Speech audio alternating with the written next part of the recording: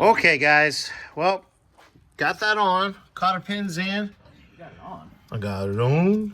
Wait, That's in. Oh, wait, no. Calipers on. I'm gonna leave the pads out for right now. Yeah, we gotta make a roller. Gotta do that. Hoses, those are on. John's invoice is coming Friday. The hoses are on it. I already ordered them. They're already on the way. Okay. A lot of the stuff's already on the way. I just ordered the additional stuff we need. The tie rod kit, which wasn't the cheapest thing, but yeah, well, Imperial. Safe. Yeah, Imperial. What's cheap on the Imperial? Actually, these were cheap because they're the same as a 66 El Camino. We got that. So once and a 70 Maverick. Oh, snaps. Weird. Yeah, there's a weird combination of crap. So I'll be tightening up the torsion bars. What the hell is that? Oh, Amazon. And putting the tie rods in. So this side will be a roller, and then I can go on the other side and finish up the other side. Yep. So Yay! make a roller. It's gonna go back in its spot.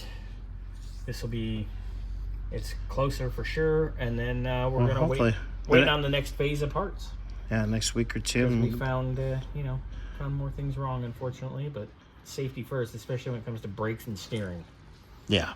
Yeah, we're not scrimping. There's a this is a big girl. This is a big heavy girl. We don't want the brakes going out in this bad boy.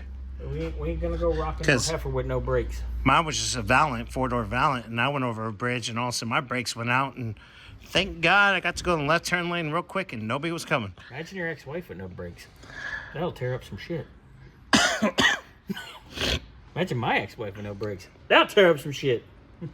That's a huge bitch. Anyways. Woo! We gonna get in trouble for that one.